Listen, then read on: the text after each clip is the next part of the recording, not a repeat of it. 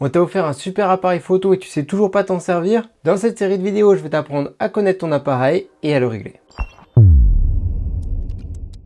Salut à toi apprenti photographe, je m'appelle Alex, je suis photographe et vidéaste professionnel. Ici, je vous aide à mieux connaître votre matos pour faire de meilleures photos et de meilleures vidéos. Dans cette vidéo, je vais vulgariser l'appareil photo. Je vais faire certains raccourcis pour que tout le monde comprenne de quoi on parle.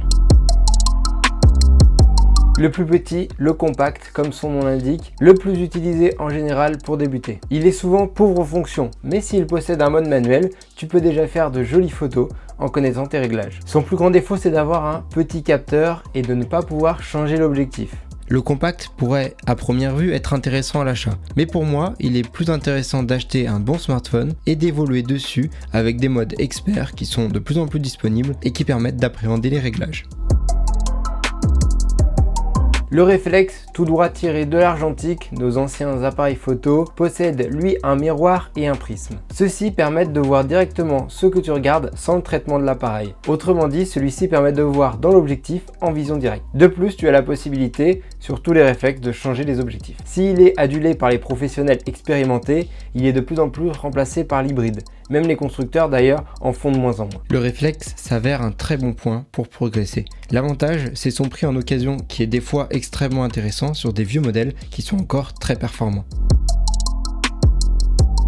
L'hybride, le plus souvent avec des objectifs interchangeables comme le réflexe, ne possède pas de miroir. À la place, dans le viseur, vous voyez un écran qui montre en direct les changements sur les réglages que vous ferez. C'est d'ailleurs son plus gros défaut et en même temps sa plus grosse qualité. L'œilleton est moins organique, c'est une impression un peu différente du réflexe, il faut s'habituer. Par contre, vous voyez les réglages en direct, donc pour faire de la photo et pour progresser, c'est quand même pas mal. L'hybride est le choix de l'avenir. S'il fallait que je conseille un achat d'un appareil neuf, je conseillerais de prendre de l'hybride, contrairement au réflexe qui aujourd'hui, neuf, est assez onéreux et comporte moins d'avantages pour progresser. Si tu veux en savoir plus sur ton appareil, je te propose de t'abonner pour ne pas rater les prochaines vidéos avec tous ses secrets. Quel que soit ton appareil photo numérique, il est composé d'un capteur, d'un objectif et d'un processeur. Bien sûr, il y a plein d'autres composants. Ici, je parle essentiellement de ceux qui me paraissent le plus important pour appréhender la photo. Sur les compacts, le capteur a plein de tailles différentes selon les constructeurs. C'est pour ça que je ne m'éterniserai pas dessus et je parlerai plus des hybrides et des réflexes. Il existe 3 grandes tailles de capteurs.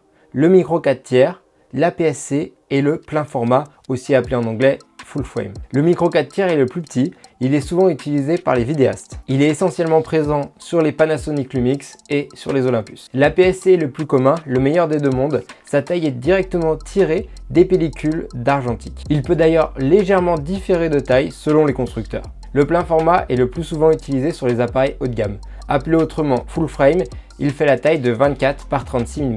Attention, plus tu prends un appareil avec un grand capteur, plus tes objectifs ou optiques sont grandes et donc plus le prix sera élevé. Chaque capteur a ses avantages, il n'y en a pas un meilleur que les autres.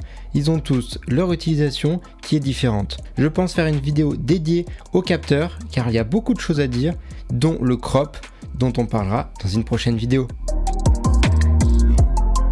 J'en suis sûr que tu as déjà vu les marques se vanter des millions et des millions de pixels que vendent leur appareil, que ce soit chez les smartphones ou chez les appareils photo. Ici, je vais vulgariser le plus simplement possible qu'est-ce qu'un pixel pour que tu comprennes ce que ça veut dire. Si tu mets 4 carrés sur une petite surface, tu auras donc 4 petits carrés. Alors que si tu prends 4 carrés sur une plus grande surface, les carrés seront plus grands. C'est pareil avec les pixels et la taille des capteurs. Le nombre de pixels ne veut absolument rien dire.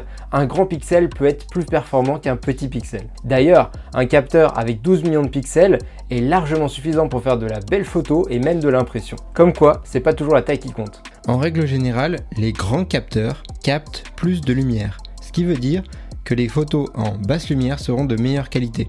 Et c'est là où le nombre de mégapixels et du coup la taille du capteur s'avère extrêmement important pour le choix du type de photo que vous allez faire. Il n'y a pas d'appareil parfait qui permet de faire toutes les photos, ça n'existe pas.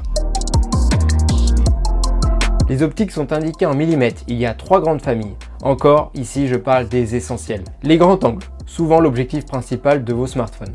Les standards qui se rapprochent en général de la vision humaine, un petit peu plus serrés, utilisés pour faire des portraits par exemple. Et enfin les téléobjectifs, vous savez ces grosses optiques qu'on retrouve au bord des grands sports comme par exemple sur les stades de foot. Sur une optique il y a généralement 2 indications, le millimètre et l'ouverture, indiquée avec le F minimum. J'en parlerai dans une prochaine vidéo dédiée. Pour le millimètre, tu dois retenir que plus le millimètre est élevé, plus tu zoomes, plus tu t'approches de ton sujet. Et donc, plus il est bas, plus tu as un grand angle. Pour aller plus loin, il y a deux grands types d'objectifs, quel que soit leur millimètre. C'est la focale. Soit c'est une focale, ce qu'on appelle fixe, ce qui veut dire qu'une fois que votre objectif est mis, vous ne pourrez ni zoomer ni dézoomer. Ou alors, il y a les focales appelées zoom, qui permettent de zoomer et de dézoomer selon les millimètres écrits sur votre objectif. Souvent négligé, le processeur est le cerveau de ton appareil. C'est lui qui doit récupérer l'information de ton capteur et le traiter. Chaque marque possède leur processeur et donc leur manière de traiter les photos. Ce qui fait une grosse différence entre les gammes de prix et les marques au niveau du rendu des couleurs et de la qualité de vos photos et vidéos.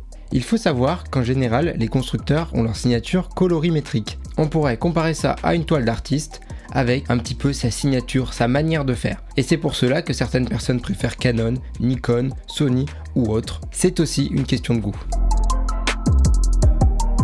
Point important, ne négligez pas votre carte SD. Celle-ci est très importante car elle récupère vos photos. Avec une mauvaise carte SD, vous pouvez perdre toutes vos photos, ce serait vraiment dommage. Maintenant, il est temps d'apprendre à régler votre appareil. Dès que la vidéo sera disponible, vous pourrez cliquer ici pour apprendre la suite de cette série de vidéos et donc mieux connaître votre appareil. Moi, je vous retrouve là-bas.